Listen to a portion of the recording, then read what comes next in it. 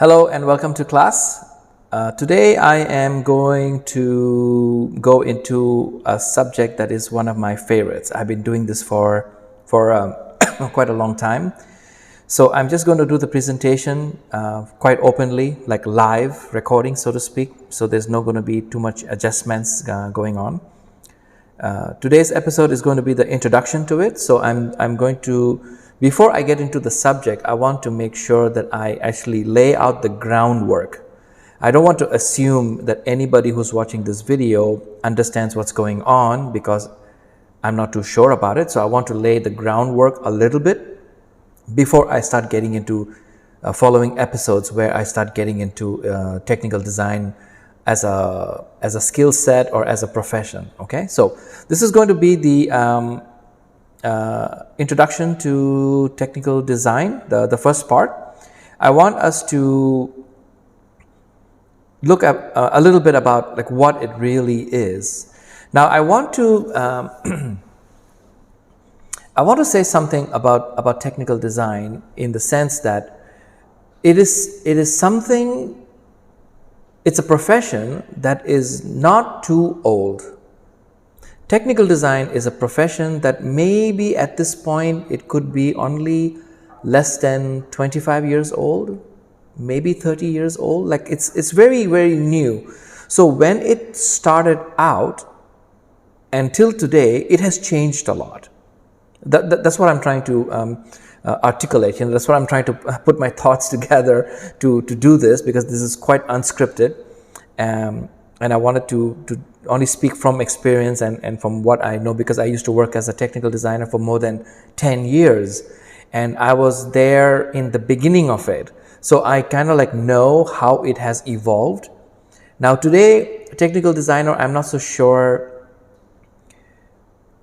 how they do what they do. I'll be honest with you, I don't agree with technical designers today because they're doing something very specifically, and which I think that's what they should be doing because that's their job. However, I also believe that that they should be able to do more than that, and they should not just be a component in the design process. They should be a very important component in the design process. Right now, it looks like I have a feeling that technical designers, even though they make a lot of money, in the design meetings, they are treated more like secondary people. Like even if they were not in the meeting, it wouldn't really matter.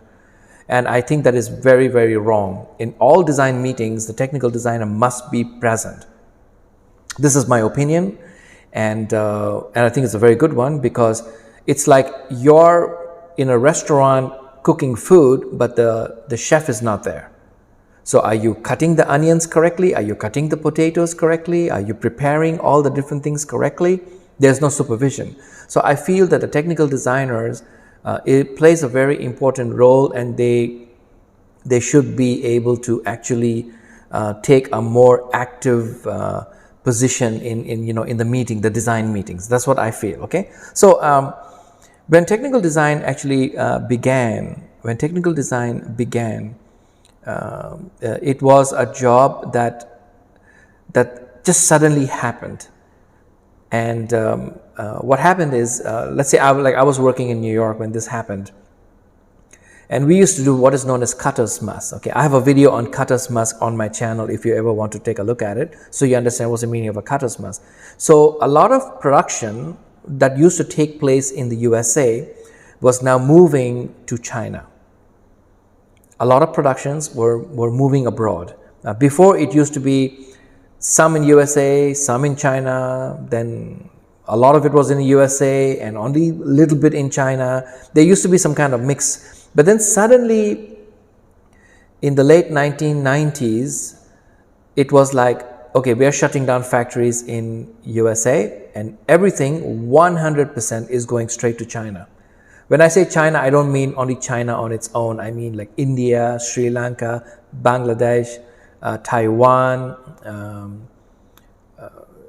Egypt, like that. It was going everywhere else as compared to everything before that used to be made in the United States. Okay, that's changing a little bit right now, but I'm talking about the story of technical designers, how they came about.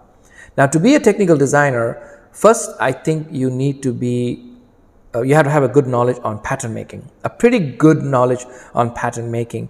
I'm talking about pattern making for first patterns and pattern making for production patterns. That means when the first pattern is corrected and finished, you should be able to know how to make the master patterns, which is the one that actually goes into the grading system. So that way it starts grading up and down. That is the sizes, like small, medium, large, extra large. Okay, those are the sizes. And then marker making, how a marker is made, that gets into a little bit of production. And then then when samples are made, how to make corrections, details on the samples. So a technical designer actually had to have all this knowledge for production side or pattern making side, and then the production side, but they also had to have very good design abilities. So to me, I studied pattern making and I also studied fashion design. So when I was working as a technical designer, I could understand both worlds, and this helped me to make better decisions so that the garments would come in looking awesome with less mistakes. Because normally when a production run, we do have garments that come in with a lot of mistakes. Okay, so this was like, okay, so that now the garments would come in and we have to make some corrections, mostly fitting corrections. That means when we put it on somebody, how does it look? Is it too loose? Is it too tight? Is the stitch pulling over here? Is the pattern not cut properly? There's so many things that goes into a technical designer's world that I'm telling you, it can be very, very stressful and very tedious. That means you'll have to do the same thing again and again till you get it right. So technical designers, I remember working late at night all the way till 7, 8 o'clock sometimes, going home by 9 o'clock at night just to come back the following morning at 7, 8 o'clock, to start work. So anyway, that's a different story. So now let me lay the stage a little bit over here. Now these are some words that I just placed it. You have the designer, buyers, then you have the sample room, pattern maker, sales, factory, stores, and product manager. Okay, so now let me kind of rearrange this a little bit so things are a little bit in order. So we have the designer, the pattern maker, and the sample room. Now the reason why I put them on all the way on that side is because the designer would make the designs and they would come to the pattern maker and they will ask the pattern maker to make the patterns for the design. So the pattern maker will talk with the sample room, which is the sewing operators who happen to be right there, and they will cut the fabric, make the sample, bring it back, then call the designer. The designer comes back, takes a meeting where we look at the design and we look at the garment that was made as a translation from that design, make some corrections, then go make another sample. And this would happen maybe 2-3 times at least. If it was a very complex garment, we would not cut it in the real fabric. We would cut it in a muslin fabric first, like a testing, just to see how it really looks. Let the designer make all the corrections in the muslin, and then only finally we will cut it in the real fabric to show it to sales. Okay. Now while we are showing it to sales, the product manager who's in charge, the product manager actually belongs to us. That means they are part of our team, but they're the ones who will go and see which factory is going to be making it and what cost, of course. But when we have a group meeting, the sales come in and take a look at it and find out the pricing of it and say, okay, how much can we sell it for, and all that kind of stuff. So that takes place. Then on the extreme side, you can see I have buyers, stores, and customers. So that means once production and everything is done, then the buyers will buy it, take it to the stores, and then the customers will buy it if they like it, of course. I mean, that's just like a little bit of there are more different types of jobs involved in this. I'm just giving you the highlighted version because I don't want this to become like a 2-hour video. Okay, so now I'm going to move things a little bit. So I'm moving the buyers and the store and the customers up, and I'm going to introduce technical design, but I'm going to put sales on the extreme side. So now when you look at it, you can see we have the designer, pattern maker, the sample room, then we have the product manager, which translates with the factory, and then we have the sales, which is on one side. Now the technical designer is going to actually come right over there. right under the designer. Now I put, for illustrative purposes, I put New York and China, so that way you understand that these are two geography, two parts of the world. This is happening in New York on this side, and this is happening on China on that side. Okay, so on the New York side, we have the designer. So the designer, whenever they're working on a design, they usually start having conversations with the technical designer kind of early in the stages. Now, smart designers, and I can tell you this because there was a lot of designers who would always come and hang out in my technical design room, and they would ask me, oh, we're doing this, what do you think? We're doing this, what do you think? Because they were smart. They wanted to know that if they design something, will it sell? Or can we make it for the price that we are asking? See, there is no point of you designing something if no one's going to buy it, or it's too expensive to buy, right? I mean, it kind of like makes sense. So why would a designer spend 1 week designing garments only to find out the following week that, I'm sorry, nobody's going to buy it? He has just wasted, or she has just wasted an entire week. So the conversation and the relationship between the designer and the technical designer is very, very close. Meaning, every time the designer will do something, they will always lean over to the technical designer and say, what do you think? And as a technical designer, I will be like, dude, that sleeve looks really dope. It's really nice, but I am not sure how we can make this in a big production run in a factory. It's going to be very complicated. It may not end up looking the same way. So he will or she will take my advice, or they will listen to what I say, and they will trust me a little bit, because remember, I'm part of their team. I'm not there to tell them, sorry, it's just not going to work, because it's we're a team. We're trying to make good products so that we can sell it, which is good for the company. But we can, what's more important is we can have people buy it and enjoy our product, which is actually the hidden satisfaction. It's really cool when you walk down the street and you see somebody wearing something that you know that you had something to do with it, that you made it. It feels different. I don't think you could put a price tag on that feeling where you would look at somebody wearing something that you designed or you made, and they are enjoying it. It's part of their life. Now you have contributed. That feeling is probably maybe one of the reasons why I love fashion design or product design, is because I am making something that will enhance somebody else's life a little bit, just a little bit, and it feels really nice. Anyway, so I'm getting off the topic here. So the designer is there, the technical designer, then the product manager sits next to you, because the product manager is the money guy, right? So he's going to be the one who's going to say, hey, oh, hello, you want those buttons?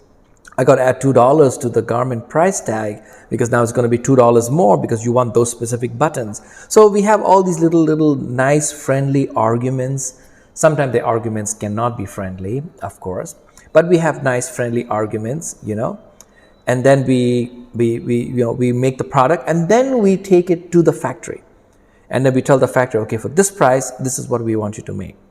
Okay, so it will look like something like this, where we have the designer, then the technical designer, then the product manager, and then they communicate to the factory. Now, one of the I put this slide specifically in here is because I wanted to highlight this comment to all fashion design students or people who are interested in getting into technical design, which you should. It's a really cool profession. You're an engineer, so to speak. You have to be very good at communication. Now, when I say communication, I mean communicating visually, that means by drawing, communicating by words, that means the way you write it, and communication in numbers. Now, remember, everything that you do in pattern translates to numbers. That means if I have this shoulder, if you're looking at my garment right here, the polo that I'm wearing, there is a number from here to here. Mine is probably, I think, 13 inches or 12 and a half inches. Okay, so if I'm a much bigger a person, my shoulder would probably be a little bit more bigger. So that's a different number. That could be 14 or that could be 15. So the numbers do translate according to how you design something. So you should be able to communicate visually, like a picture, drawings. You should be able to communicate in words, and you should be able to communicate correctly using numbers. So now we're going to go, I want to change gears a little bit over here because I like this example and I think you'll be able to understand it a little bit more better. This is a picture of airline food, up in the plane when you're 30,000 feet up in the sky and you're going to have a meal, how it's presented to you. And this is a true story, and I think it was Wolfgang Puck, which is a celebrity chef. I think it's Wolfgang Puck. I'm not so sure, but I think it is Wolfgang Puck. And what happened is he was designing food for airlines. And every time and this was very important because I saw this in an interview and I thought it was so cool the way he was doing it. Now, obviously, that is how you're supposed to do it actually. So that's why I'm telling you this example right now, is when he designed food and on the tray, he said, I want to sit in a plane like a customer and I want to eat the food.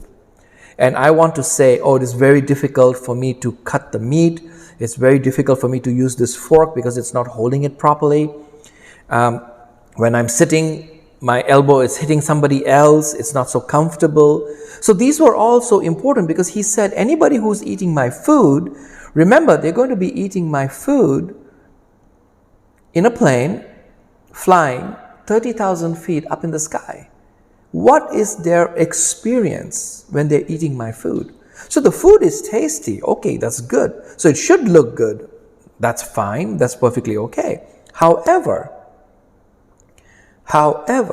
what is the experience when they eat? Can they eat it? Are they comfortable? Obviously, they can't use hands because when they're sitting down, guess what? There are people sitting next to you. What are you going to do? Get up, excuse me, get up, go wash your hand, come back, eat, and then go back and wash your hand.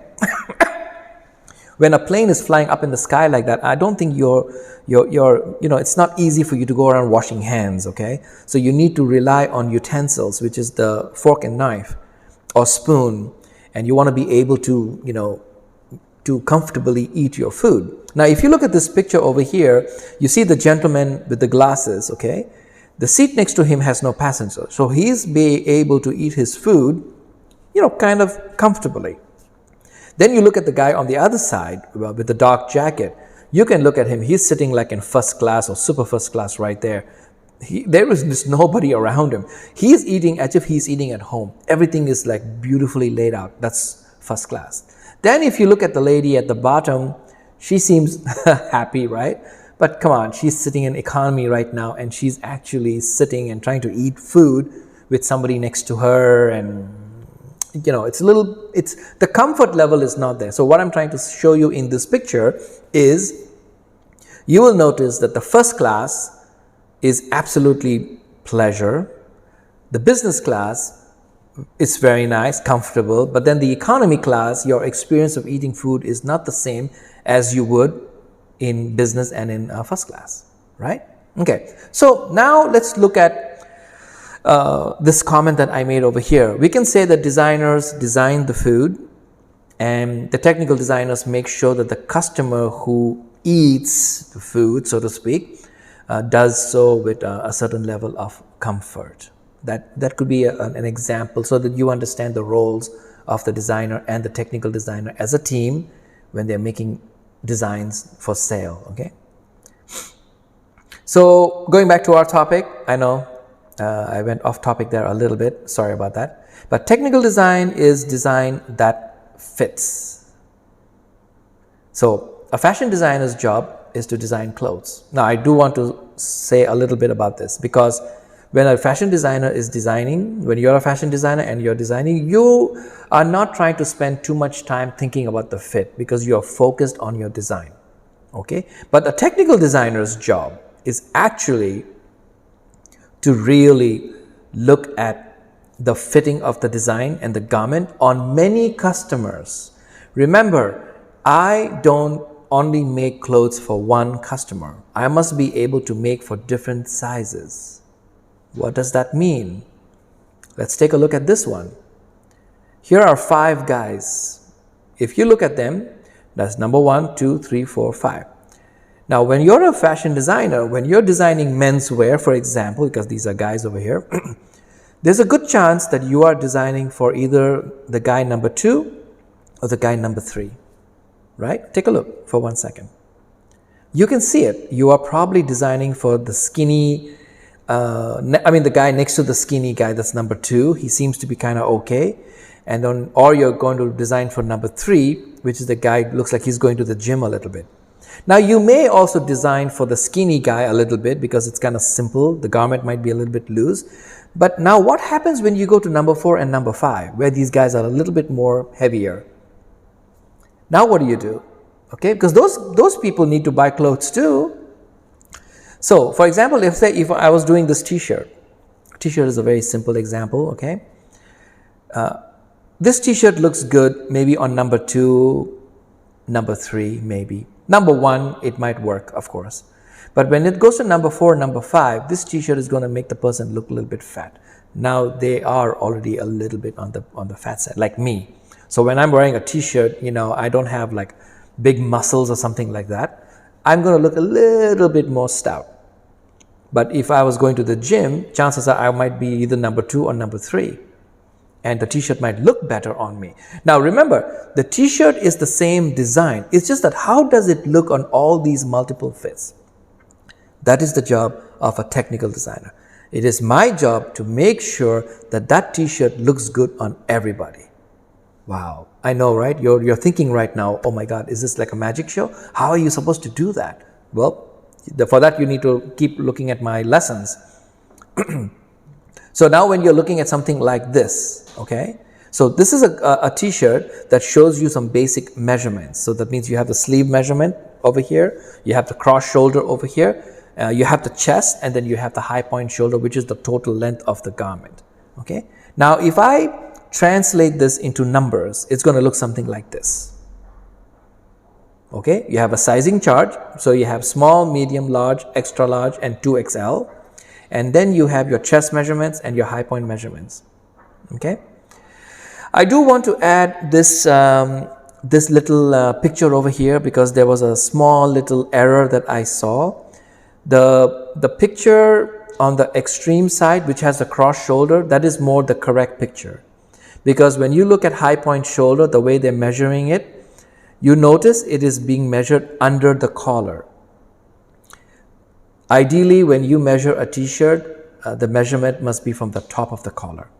Okay, like from the top all the way down, not from the bottom. Because in my next episode, I will explain to you about how to measure garments so that you will understand, okay, why that is so, why these little things make a big difference in the styling of a garment. But then that's like a whole different episode that I'm going to do. So this one is just to show you how the specking is done or how the measurement is done.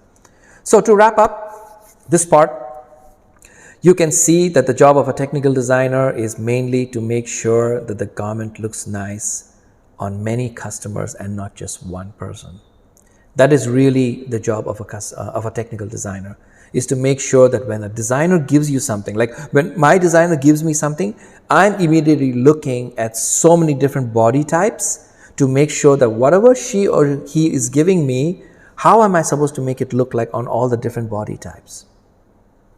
That is actually hard work. That is where you start earning your money, because that is very, very difficult, because you need to start proportioning, balancing things very differently in order to make it work. That'll be in my next episode. So I'm going to end this right here. And thank you for watching this one. I hope it was very informative. I hope you will tune in for my second episode, where I will get into the details of the technical designers a little bit more. So thank you for watching this video. I appreciate it. I do appreciate your time for watching the video. Thank you so much. And if you have not subscribed to my channel, please do so. Please leave a comment, questions you may have. I would love to reply back to you, no problem. Thank you, and see you in the next episode. Bye-bye.